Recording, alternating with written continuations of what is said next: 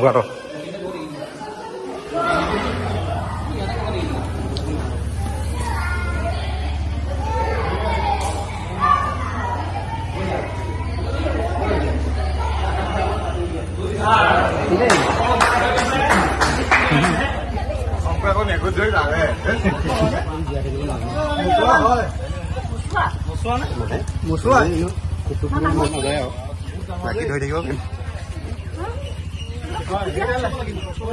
একেবাৰে হেৰি চিকচিকীয়া হৈ আছে নহয় বহুত খলাইছে এইয়া উলিয়াইছে এইবিলাক উলিয়াইছে এই হ'বা চৰাই পোৱালি সেয়া উলিয়াইছে এই চৰাই পোৱালি উলিয়াইছে এই তাত সোমাই পেলাই চৰাই পোৱালি ল'ৰা চমৰ ফালে ভোলাবিৰিয়া বুলি কয় মানে আমাৰ যিটো ভোলাবাৰীডাল লম্বা কাৰণে এইখিনি অকণমান ঘাইল হ'ল নেকি সম্পূৰ্ণ অবিষাক্ত সাপ ইয়াৰ কোনো বিষ নাই দেই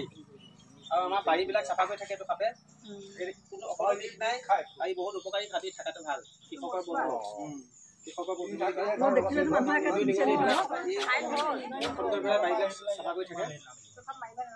কোনো কাৰণত নেমাৰিব সম্পূৰ্ণ অবিষাক্ত সাপ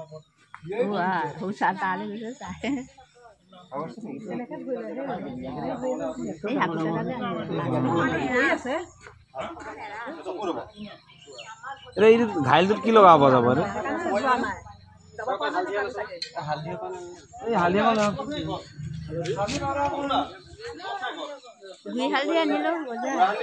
এই তাত হেৰি ঘনচিকা এনেকুৱা কিবা হেৰি আছে কাকো সেই পিন্ধি আছে যে তাকেতো নকৰে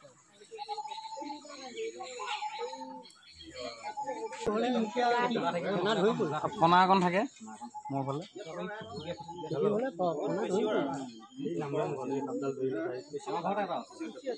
চাকত যায়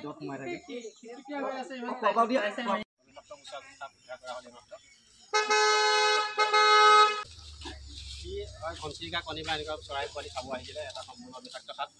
আৰু এইটো তাৰপিছত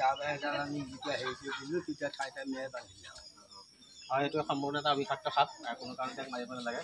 ইংৰাজীত কয় ইয়াক ইণ্ডিয়ান ৰেড স্নেক অসমীয়াত কয় মুচুৱা গুম সম্পূৰ্ণ অবিষাক্ত নন ভেনামাছ আৰু আমাৰ পৰিৱেশটো সদায় ভেকুলী নিগনি এইবিলাক খাই নিকা কৰি থাকে কোনো কাৰণতে নেমাৰিব আৰু যদি কিবা কাৰণত আপোনালোকক অপয় দংশনো কৰে আপোনালোকে ইমিডিয়েট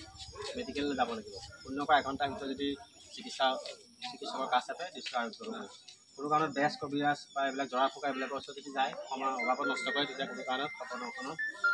আৰোগ্য নহ'ব আৰু নিজৰ মৃত্যু হ'বই ইয়াৰ একমাত্ৰ চিকিৎসা হৈছে যিটো এণ্টিস্নেক ভেনম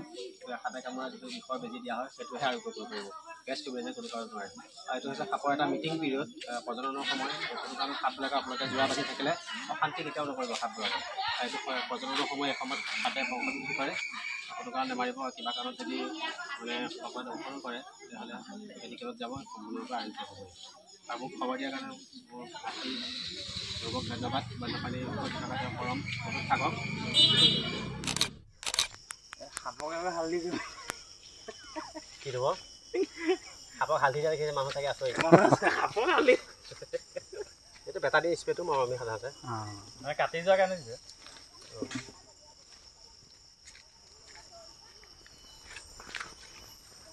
এইমাত্ৰ চাপকলীয়া নামঘৰত উদ্ধাৰ কৰা মুচুৱা গুম সাপটো ইয়াতে আমি ৰিলিজ কৰিম